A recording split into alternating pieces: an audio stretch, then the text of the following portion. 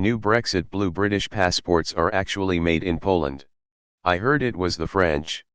Every time I see Boris Johnson, he looks more disheveled. The red ones were prettier. Brexit is so jaw-droppingly dumb it beggars belief. Maybe wait a bit before issuing them. It would be a shame to have to print them again in a few years when there's only England in the Union. Poland.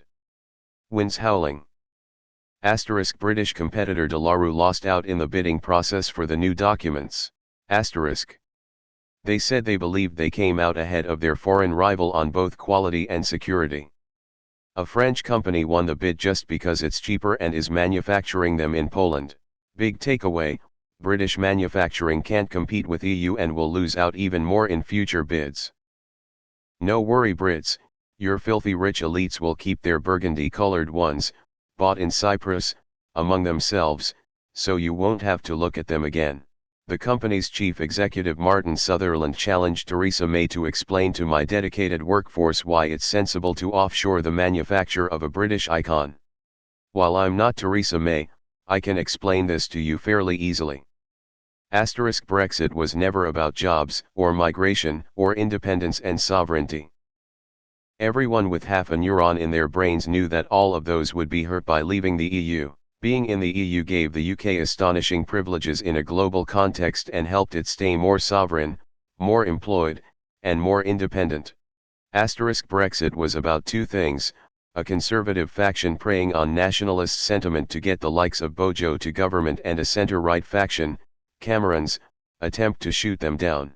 Neither really cared about you, your workforce, or British icons. Ever since I was a little boy I've wanted a blue passport. For almost every night of my childhood I cried into my pillow, sobbing and wailing in despair, as I thought I would never be able to have one. When I got in from school every day I would sit down and stare for hours at my granddad's old passport, in its glorious, patriotic navy blue color. Staring at it filled me with both gushing pride for the greatness this country once had, and melancholy for what it had become. We were once able to display our blue passports with a spring in our step, but the tyrannical, fascist European superstate robbed them from us.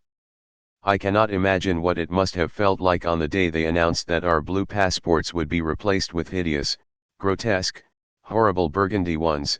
It must have felt like finding out that your only child had been abducted by pedophiles. As I thought I would never have the honor of having a great British blue passport and would instead be relegated to using a burgundy one, as if I were some sort of lowly Polak or Frenchman, I decided that I would buy a rope and hang myself. But, in an act of what could only have been divine intervention, it was announced that there would be a referendum held on leaving the EU. I finally had a tiny sense of hope, but it was enough. I was nervous, giddy, restless. I spent countless months tossing and turning in bed, unable to sleep. How could I, if I knew there was a chance, however slight, of me one day owning a blue passport? When the day of the referendum finally came, I knew what I had to do. It was the pencil-pushing bureaucrat scum in Brussels who had tormented me for what seemed like my entire life. Those cruel bullies were keeping the British people down with burgundy-colored shackles. But June the 23rd was the day we fought back, and won. I couldn't believe it. When the results were announced, I wet myself out of euphoria. I was ecstatic. For the first time in my life, I was happy. My anguish and suffering was gone forever. We were finally going to get our blue passports back. Man, the red one looks way better. I renewed mine this month and am happy I get to keep old brown/red for another 10 years. Kinda like how mega hats are made in China. And they look shite. Red ones look so much better.